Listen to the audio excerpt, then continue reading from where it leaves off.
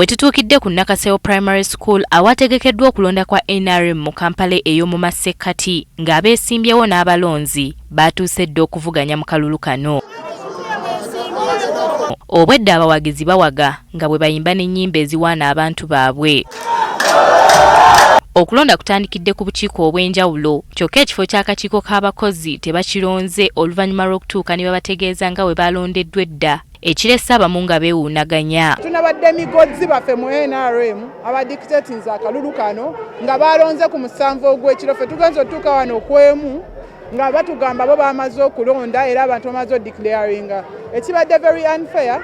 Bwe batuuse ku kifo ky'obwa Ssentebbe, Salim Uhuru tewali amuvuganyizza era n'ayitawo bulambalamba.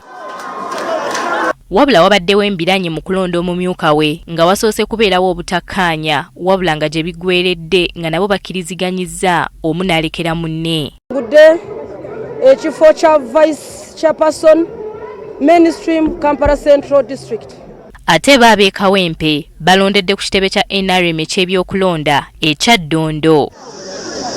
Eno embiranye ebadde wakati wa Hajjati Madinah Nserekko ne George Onesmus Mufumbiro. Baba batabadde mu lukalala lw'abalonzi tebakkiriziddwa kuyingira.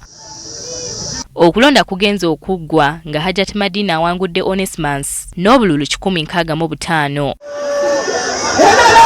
Tukitegeddeko nti okulonda kw'obukiiko obulala obw'e Kawempe bwo bwalondeddwa mu kifo ekirala. Sazeewo ne twawulamuko kuba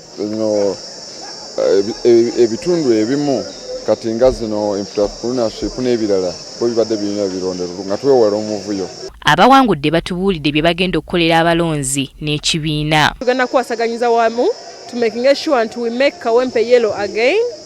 We have a lot of challenges as a party, but we are going tugenda kuzikwasaganya tuzigonjoole ng'abeekibiina. Akulidde ebyokwerinda mu kulonda mu kifo kino atubuulidde ng'akalulu bwe katambudde obulungi. Okuva lwe twatandika okulonda tetunaba kufuna mu buzibu bwonna era abantu balonda bulungi mu mirembe.